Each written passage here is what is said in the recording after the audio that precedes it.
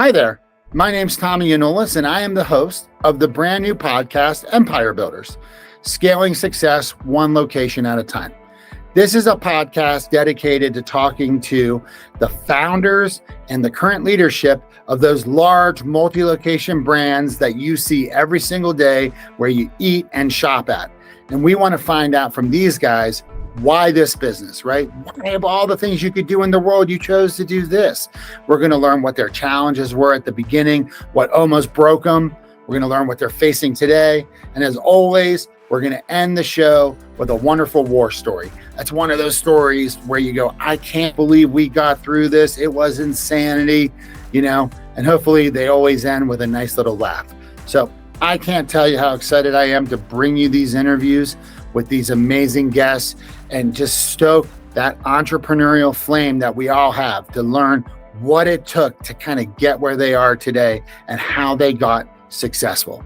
So thank you for joining us, and I look forward to sharing these wonderful interviews with you.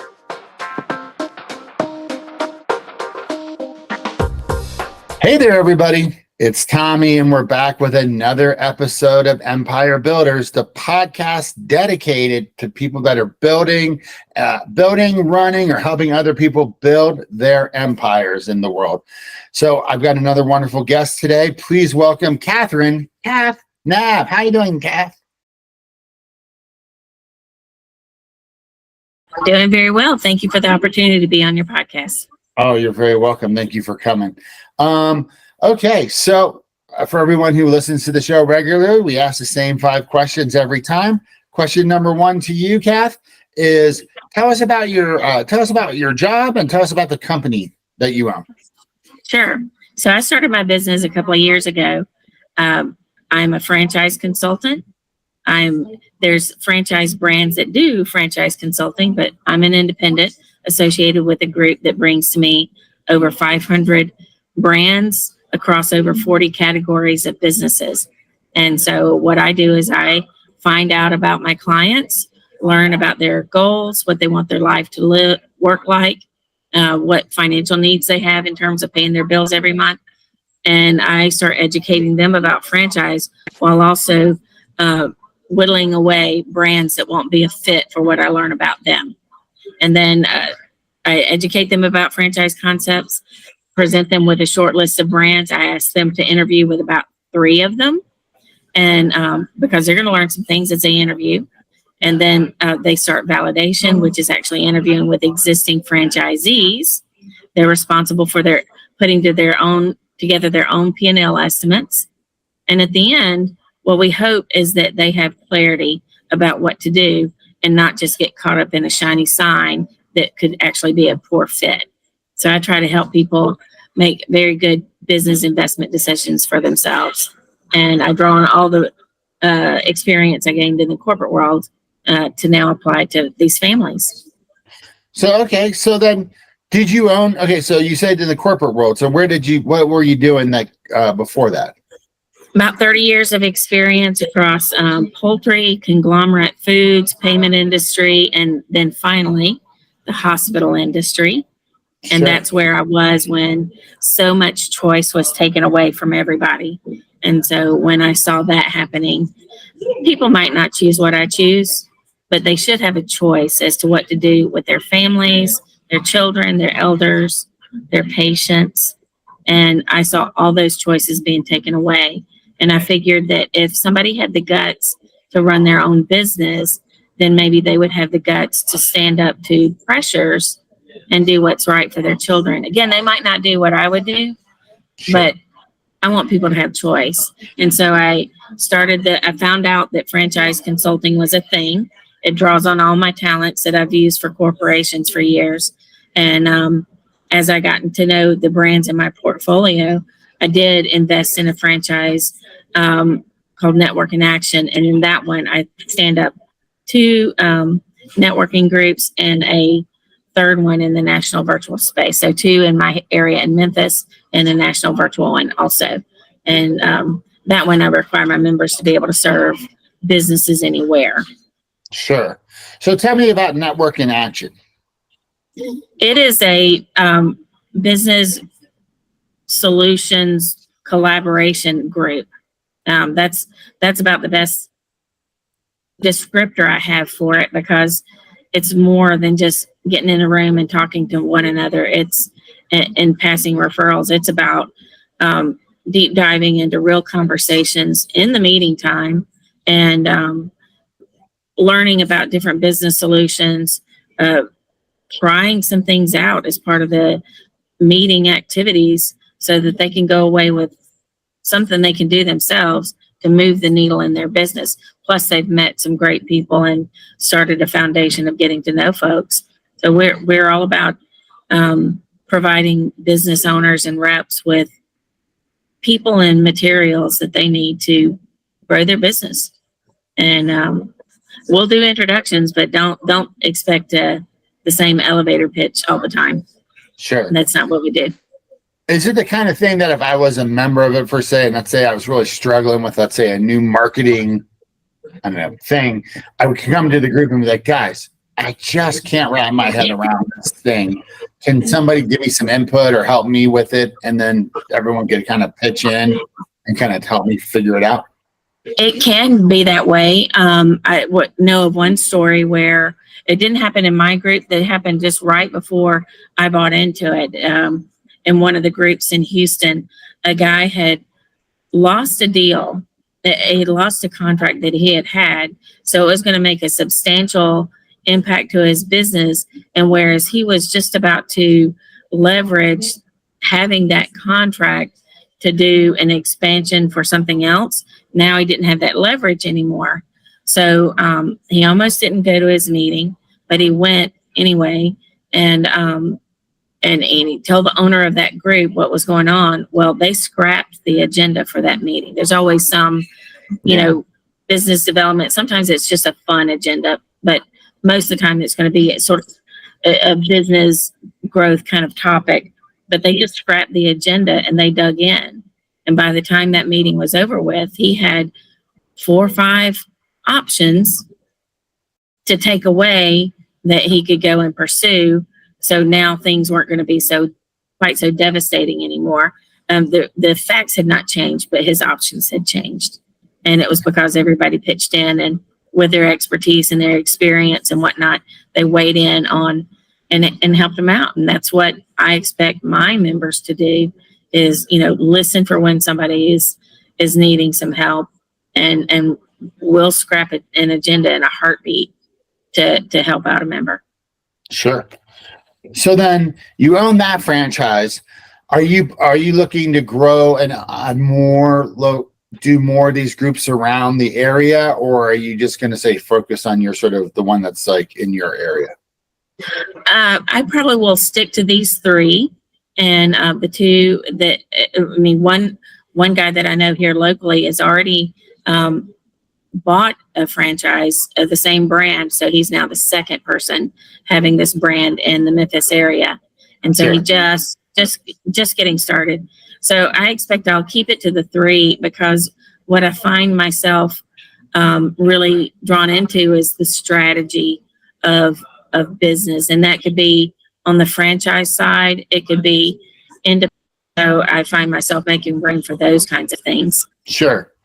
So let's talk more about your franchise consulting business. So you said you have a network of 500 franchise companies that you can use. Yep. What are they? Are they across all industries and verticals? No, there's some food restaurant ones like what you would expect. None of the bigs like McDonald's or Chick-fil-A and stuff. They grow their franchisees in-house for the most part. Some are just beginning to open up to outsiders, but they have a rigorous process they have to go through to be qualified to be a franchisee of some of those brands. So mine are going to be maybe newer to a town. Some are quite recognizable, though. Certainly some of our home service brands are very recognizable. CertaPro, Amco Transmission, all the Neighborly brands. There's all different kind of brands in the portfolio across so many different businesses. All the elder care, children's services like Mathnasium, recruiting services, you name it. There's just brands there, and people coming up with new things all the time. Sure. All right, cool. So why did you choose this franchise consulting? Like, of all the things you could have done when you left corporate America and the hospitals, why did you choose franchise consulting? Because it gives people a way to get into business with a formula. They don't have to stand everything up from the ground up. They can find a brand that has a playbook that they like. The brand matches them for values. Maybe they have a passion for whatever the work of the business is. Or they can buy something that's already recognizable. The brand has already put together a lot of marketing solutions to build that brand out. They're going to continue to do so. So the owner doesn't have to do it all on their own. Sure. Then the tricky part is to figure out, what does the brand do and what does it not do in the way of regular business ownership services. So you got to do your bookkeeping, you got to do your payroll, you got to do your accounting and taxes and all that kind of stuff. What does the brand do and what is the business owner going to have to do? So we try to help them figure that out during the interview process so that they're eyes wide open about what they're going to have to do to stand up a good, strong business from the beginning. Do you guys do any kind of personality testing to try to figure out like risk? Very much so. Yeah. One of my former jobs was project and program management. So identifying risk and putting a plan in place to deal with the risk is just part of who I am. So when I'm dealing with clients, I'm looking for risk. I'm looking for red flags. I'm looking for things to stay away from. There's some brands in that 500 brand portfolio that I won't represent to a client because they've got problems right now. I'm waiting for them to fix the problems and for evidence that they have in fact fixed it well before I represent them to a client. But everybody can redeem themselves. But sure. I am asking a lot of questions to try to see what the client is wired for and what they're not wired for.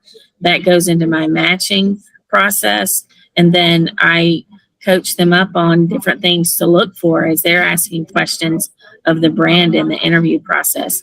Because I don't want them to be in a situation where they buy something that's a bad fit. Now, there's a lady that I know of. She reached out to me. She was introduced to me because she wanted to sell her franchise. It was a new franchise. She had bought into it. A friend of hers had traveled, experienced a restaurant brand in another location, thought it was great. It is a great concept, and it's going successfully. But she enjoyed the interview process. Facebook heard her. Facebook heard her and her friend talking and started showing her brand ads for that brand. So then she followed the ads and reached out to the brand. Well, they started selling her because that's what they'll do. And they didn't ask her all the questions that I would ask her, to make sure it's a good fit. She had always been a solopreneur, but not a manager of employees. And so as it got close to opening day, and she became really overwhelmed by the weight of being responsible for 30 employees for one store. And she had bought the rights to stand up 2 stores. So, yeah. So all of a sudden she's like, I can't do this. This is not what I wanted. I didn't realize. So, now she's looking to sell and hasn't even posted the first tax return yet. So I'm hoping she changes her mind and works the business for a couple of years before selling, because then she'd be in a stronger position to get better pricing for it. But that I want people to skip that kind of stuff. Yeah. Well, and here's the other thing I would just suggest to anybody who's looking to buy a franchise. Like, build one, do one, and fight like hell to get the best deal and the best incentives. Like, just be a hard negotiator to get one done. Don't go out on day one and, let's say the franchise fee's $35,000 or something. Don't go out and say, hey, I'll build 3 and I'll do it for 85, because you're tying up $50,000 in cash that you might end up needing to make the first one go. So, you know what? The great thing about franchising is they always will sell you another license. So don't get conned into this thing by the sales guy. The sales guy wants to sell you as many franchise fees as possible or franchise license agreements as possible because they get comped on that. So they're not being your friend by selling you 6 in a row, because guess what? If you want to open 6, they'll sell you 5 more later. They'll make as many as you need. So, and that's a good point. That's a very good point. Just like, real estate, there's a commission at the end for the realtor. And in the franchise world, the franchise consulting services are often free. Most of the time they're free by industry standard. And then at the end, the franchisor pays the franchise consultant a commission. And it's going to vary. Now, there's a lot of franchise consultants, brokers, whatever you want to call them, who use a limited number of brands. They'll always sell one of 5 or 6 brands. And they might tell the client they're doing matching, but they're matching from a selected subset that either they're got a contract with that brand to try to specifically beef up the numbers of that brand, or they're selling by commission, or because the process is very easy. So, because some brands do the process better than others, the selling process. So, there's a lot of factors that go into it, but when somebody is choosing a franchise consultant to work with, and they should do, because why would you ever do it by yourself if the help is free? Then they should choose somebody, but they should look carefully and choose an ethical person to work with, and do some due diligence there as well as on the actual franchise side. Sure. And what, my last company, we hired a sales hiring consultant, and he did personality tests and matched people up. But one of the things that he warned us about was, he's like, the problem with the hiring salespeople is that you're going to naturally like these people because they're salespeople, and they are like funny and outgoing, and they're personable because that's the skill that you have to be a good salesperson. So that's why he was like, you've got to do like these tests and all this other stuff, because you're going to just hire the person you like, and then they're going to spend a year with you. You're going to save up a bunch of money, and you're not going to move the needle, right? It's kind of the same thing when you're talking to any of these salesmen. Salespeople are naturally very easy to talk to, and they put you at ease. Yes. And so it is nice that, so I think that's a like another plus to what you just said. Hire yourself a franchise consultant who's there representing you and understand the pitfalls around buying one of these things. Because just like the lady that you had in that example, she didn't get a good fit, and now she's stuck with this probably hundreds of 30 employees. She spent hundreds of thousands of dollars buying into this franchise and building it out and all this stuff.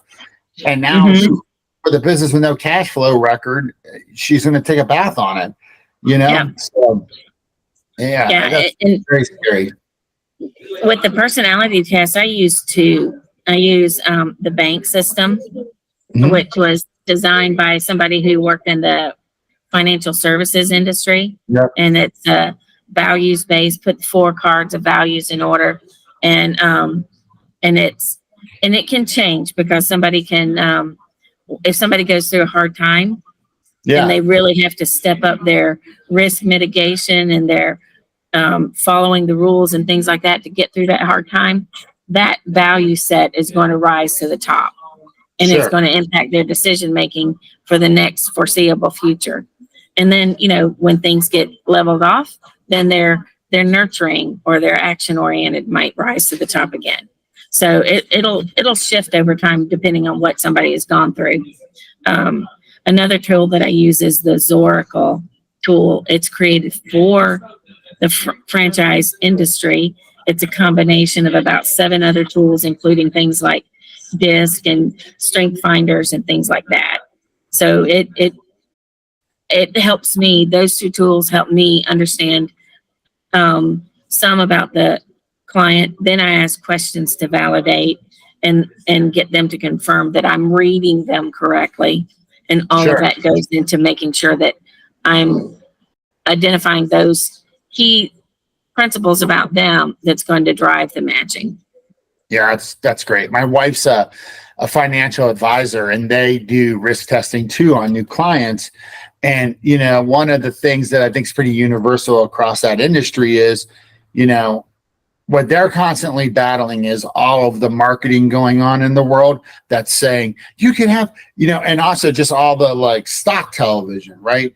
So like, you know, financial television, because, you know, you can sit there and be the most, you personally could be the most conservative investor in the world and could not handle being in a portfolio that's generating 20% return right now, because you just would become obsessed by it. You'd be looking at it every day, and every time it lost $1, you'd be losing your mind, you know?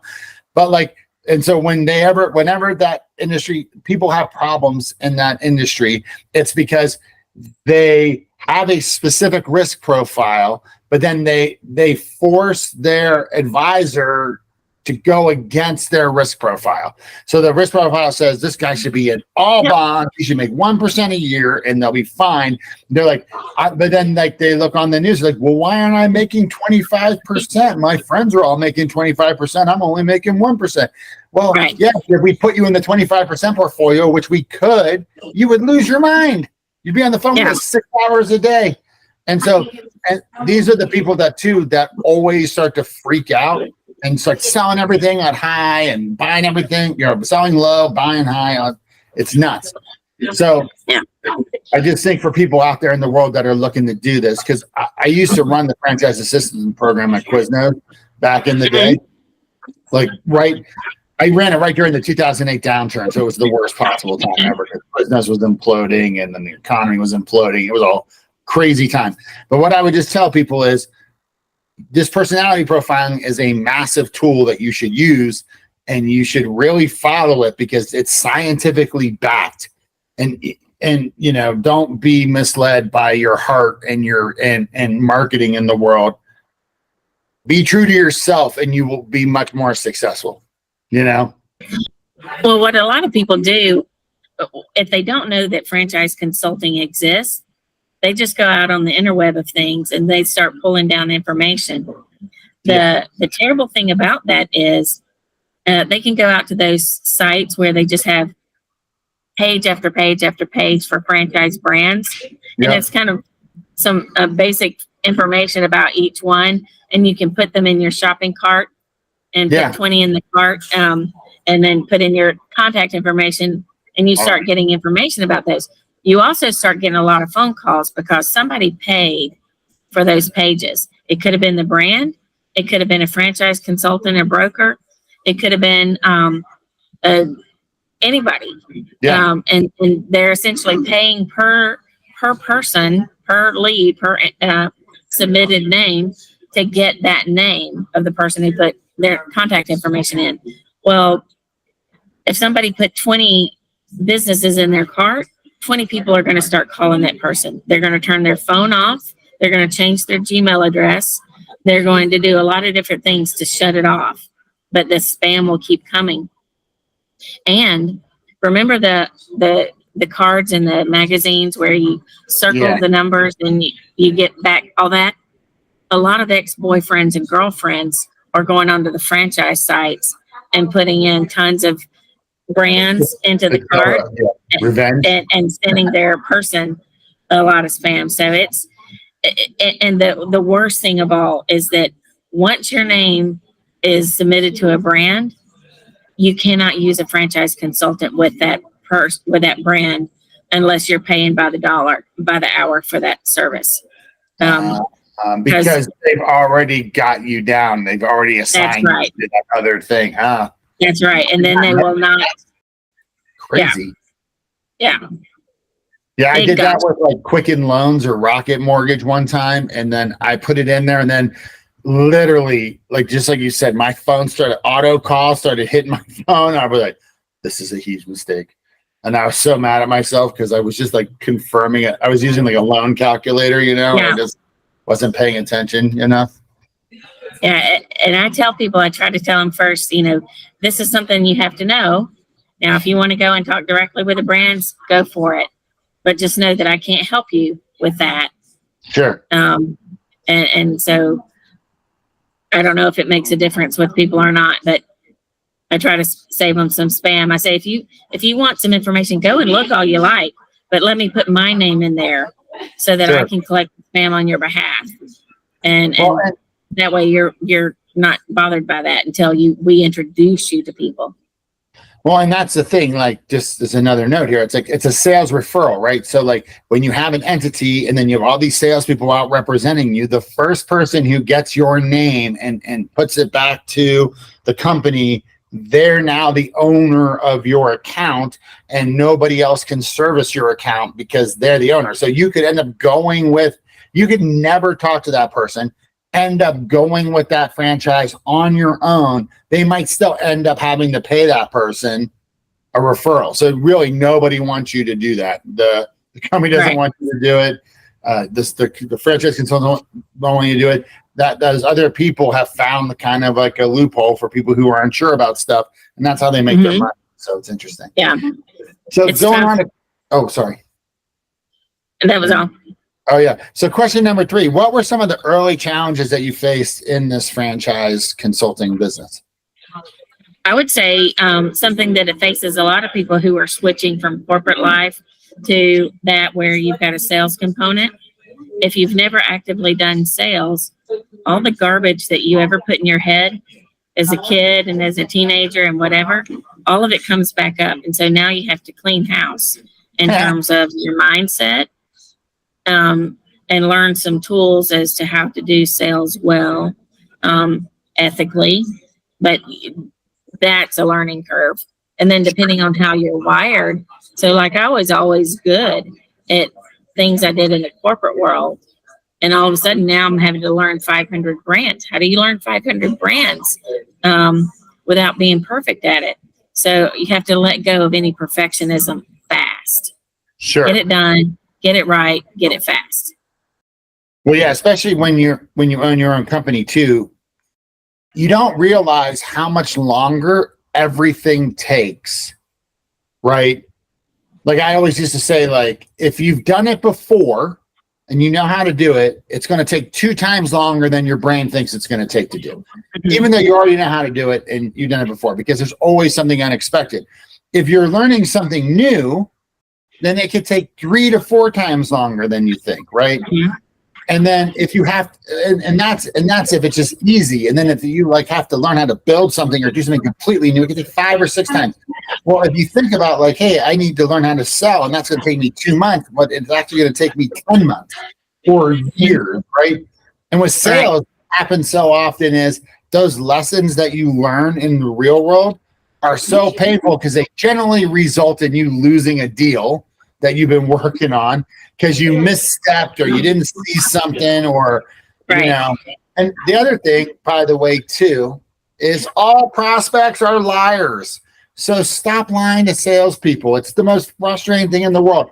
Just be honest and say, I don't want it, or I don't want to do business with you. It takes 30 seconds to do that. And you save everybody so much time and anxiousness, So a quick no is a very, very good no. Exactly. That's the best no you can get. I don't want to do this. Day one, first 5 minutes, I'm not interested at all. Whatever. Cool. Sales are a pain. I suck at sales because I want to talk too much and I don't want to ask enough questions. I'm just like nervous. So that's why I don't do sales anymore. My big thing was, and it still rears its head and I have to push beyond it, is not wanting to be an imposition. Yeah. Even from when I was very young, it's like, I don't want to make trouble for anybody. I don't want to be an imposition. So I work lots of different ways to be an imposition, not to be an imposition. As somebody who's doing sales, eventually you have to ask for, is this going to be the right thing for you? What, absolutely. How on a scale of 1 to 10, how close are you to being a 10? And what's going to keep you from being a 10? So you have to ask those kinds of questions to get to the place of of them making a commitment. And you have to follow up. You have to follow up too. And by the way, I'm going to go back on my little soapbox here for all the prospects in the world. If you don't want to get hounded by a salesperson, tell them you're not interested, right? The only reason you get hounded by a salesperson is because you told them that you were interested and then you stopped communicating with them. So, but salespeople know people stop communicating about things all the time. Someone got sick, someone was on vacation. So they're going to keep hounding you. So just tell them to stop. Hey, man, I changed my mind. I'm not interested. Take your lumps for 3 seconds while they go, are you sure? Is there anything I can do? Okay, no, good. I'll stop calling you. Like, it's like a chicken and the egg thing, right? They shut up because they're not interested, but they're too afraid to actually tell you they're not interested. So then you hound them, right? You don't want to get hounded. Tell them you're not interested. Ridiculous. So now that you've been doing this business for a while, what thing to do? Oh, what'd you say? I said that's the kinder thing to do. It is for both of you. Yeah. You don't want to be hounded. Just tell people, dude, you know what? And it's so frustrating too, because everybody is so excited at the beginning, right? Because they want free information and they want to get their questions answered, and they're living in the possibility of the future, and it's so neat. But then as they get further down the path and they start like really getting into the details of this whole deal, they go, oh crap, I don't have $500,000 to do this. Yeah. I quit my job, and can I trust myself? And, you know, can I risk my like pension? And then they start to freak out, and that's fine. That's what, and you know, whatever. But you get to a point where you're not interested, and you just got to tell someone, stop, leave me alone. And that's what I always tell people in my own life too. I'm like, hey man, I'm in sales, or I've been in sales. I will just tell you the truth. Spousal support is a big thing too. If somebody doesn't have spousal support, or that person that they go to for buy-in on every important decision, if they don't get the buy-in from all the places where they normally go for that, then it's not going to happen. So I try to identify where are they getting their buy-in, you know, on the big things early on. And you know, and I'm a big believer in Sandler too. If you ever read the Sandler, and it's kind of outdated, the original book, but they've updated it like in this world of today, you know.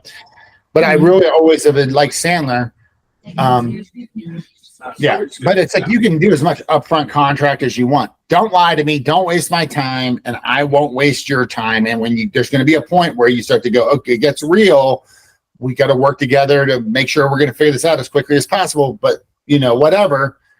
And then, you know, whatever. It's just tough because people lie to you all the time, or they have good and they think they can do stuff because they're dreamers and they're not detail people like me. And so then when the hard numbers hit the road, you're like, oh, I can't afford that. That's insane. It's crazy for me to do. Oh, cool. So what are your big challenges now that you're facing? Time, because doing the networking groups and the franchising, it's a juggling act. So I'm at the cusp of beginning to offload some of the things that I do to VAs and things like that. What I've noticed is some people bring a team in. They start with a team, so they put a great deal of money aside to do things with the team from the get-go. And then I started as a solopreneur, so now I'm beginning to frame out the pieces that I'll offload, and in order to expand my reach. Got it. That's smart.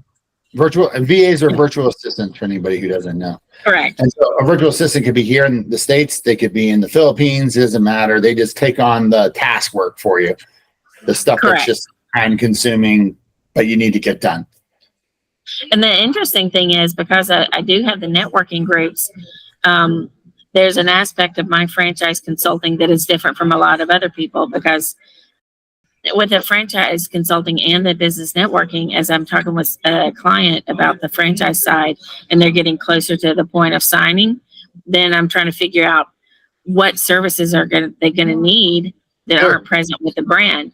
And then I begin to line them up to have conversations. I've already lined them up to talk to people who are experts at funding and franchise attorneys for the FDD review. But now I'm getting them to talk to people that they might need, like HR services or payroll services, things like that, things that the brand does not do. Some brands do it, but there's going to be some things that they don't do. So then I start introducing them to people to make sure they've got the good framework for going forward. And that just goes right into my business networking. And these days I'm finding lots of people who build solutions too. They're building intake forms and things like that to help automate business process. So there's a lot of referrals there back to individual business owners and to franchise brands. That's great. Yeah. Okay. Well, we have hit our 4 main questions. Time for your war story. Like I said, war stories are my favorite part of the show. So do you have a war story for us? I would say that one where the woman did a $500,000 investment. Another is it's out there in the news quite a bit. During COVID, there was a bunch of related brands that were sold in abundance, but a lot of stores were shut down during COVID. So there were a lot of sales going on, but not as many stores getting open. Sure. So then some lawsuits started happening, and some sales of multiple stores at once for, very discounted prices just to get them sold off to another owner. So there's some terrible things that happen from time to time, but it's best to be looking for those kind of things, looking for the lawsuit history, casting around for what's going on with existing franchisees. How's it really working out for them? Rather than to be embroiled in something like that. Absolutely. I will say 2 things about franchising, because as I worked at one of the worst franchisors, in history, 2 things would be, number 1, the team over there is going to send you to a couple of specific stores where the guy's killing it. You need to go find the stores in your area where the guy's not killing it, or is this a guy that you should talk to the guy who's killing it, because that's the future of what could be. If you do everything right and you get a great location, you might be able to replicate what that person's doing. But you should also get on Yelp or on their website and find some franchisees that are in different areas that aren't the ones that they recommended you talk to, right?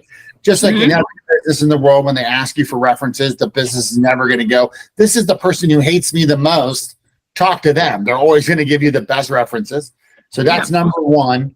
And I would suggest the number 2 thing is you have to look at the franchisor's business model and go, do they win when I win every time?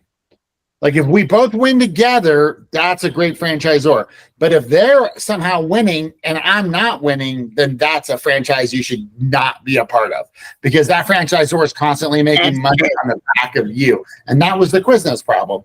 Quiznos corporate won on the backs of the Quiznos franchisee, and they weren't aligned, right? So it was really bad. And that's why so many of them went out of business. What I have found is that if people are very closely aligned values wise and they're asking the good values questions, then it goes a lot better.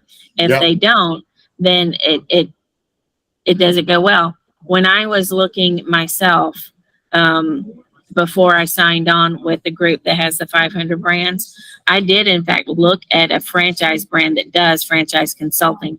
And I just didn't get a good, warm, fuzzy feeling when I talked to the owner of the brand. I'm sure he's fine, but we didn't click. And I couldn't see where some of the value was going to be and some of the expenses that would be charged to me as a franchisee. And I did my due diligence. I talked to existing franchisees of that brand, including somebody who was retired, because somebody can talk to people who have left the brand.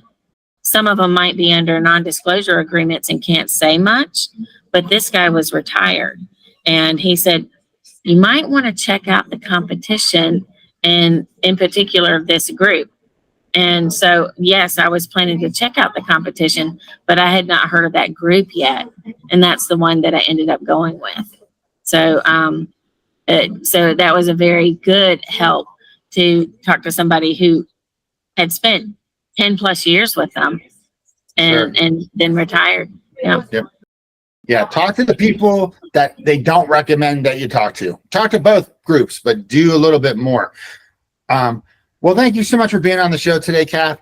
Can you give out a URL or a website where people can reach out to you if they're interested? And I guess, do you service the whole country for the franchises? That's correct. That's correct. My website is nabbconsulting.com, KNABB consulting.com. But I also bought a domain, CFONIA.com, and it redirects to NAB Consulting, CFONIA.com. Cool. Career Franchise Ownership, NIA.com. Nice. Yeah. Well, thank you so much for being on the show today, Kath. Thank you to all the listeners here of Empire Builders and watchers on the YouTube feed. Thank you so much, guys. We have amazing interviews coming up, and we just really appreciate that you guys are patronizing the show and that you like the content. Take care, everybody. We'll see you soon. Thanks, Tommy. Bye, everyone. Take care.